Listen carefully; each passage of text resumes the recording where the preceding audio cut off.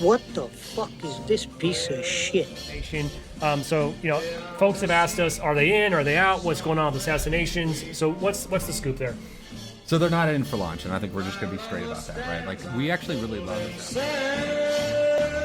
And watches the ships that go sailing. Dude, it has been 2 years since Halo Infinite has dropped. Isn't that crazy? Time sure does fly when you're having fun. Except that no one's really having fun with Halo Infinite. Halo Infinite is like, what, spot 20 in the #1 played games on Xbox?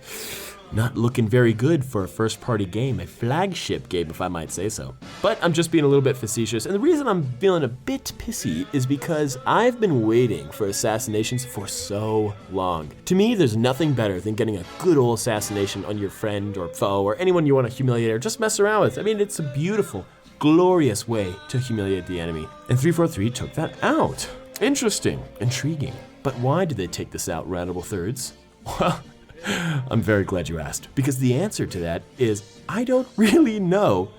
You see, they said that they took it out because it needs to have balancing and a better purpose in the sandbox. Check out what he has to say here. A lot of levels is people just turn them off because there's a gameplay disadvantage of it. And so one of the things we really wanted to do is take a step back and how do we think about how do these fit into the infinite gameplay loops? And so one of the things that Quinn and I keep talking about is like when we bring them back, we want them to be back and fit right into our sandbox and the loops of the game and bring them back in a way that really just feels meaningful so they're always an accessible tool, but also kind of a flourish moment that people have. Okay, so let's just run with that. Let's say that they were waiting for better balancing, so it could fit in the sandbox better. Why is it removed from campaign? I mean, let's be real. Assassinations were meant to be a way to one-hit kill your enemies in a glorious way to humiliate them. That's really all assassinations were. It was a bit of a risk and reward because you risk getting killed and having your assassination stolen from you, but the reward, if you pull it off, is a glorious, humiliating way to essentially teabag your enemy without the sack. But why is it gone from the campaign? This is what I'm wondering. I just started playing the campaign with my friend because we've been waiting for Halo Infinite for so long. We promised that we would only play it together with campaign co-op. In my opinion, they don't have assassinations in the game because they already have such a huge laundry list of things to do that assassinations are probably at the bottom, if not close to the bottom. And I don't blame them, like prioritize, but I just don't get it. Why are assassinations not at least in campaign?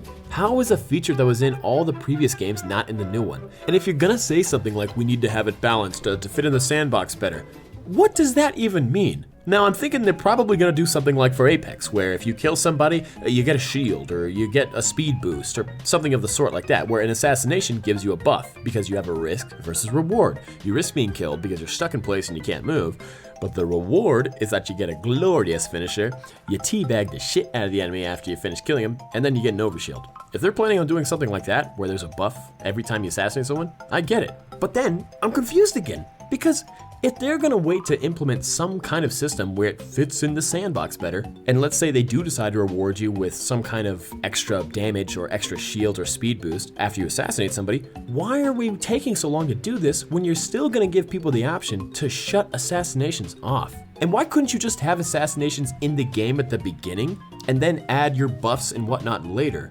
This is the thing that I hate about balancing and 343's design decisions. First of all, I love 343, but watching them do stupid moves like this and keeping assassinations out because of fitting it into the sandbox, that means nothing, man. What the hell does that even mean, man? Look, I just want to assassinate some grunts and some brutes in campaign, okay? That's all I care about. And let me give you guys a bigger picture scope of this. 343 needs to make money. Halo Infinite is bleeding and dying right now, right? The store for Halo Infinite is so boring and uninteresting. They sell nothing interesting almost 99% of the time. It's always the same few items on rotation. But if you threw some assassinations in there, dude, I would buy that shit so quick. That is literally one of the only things I will buy from the Halo Infinite store.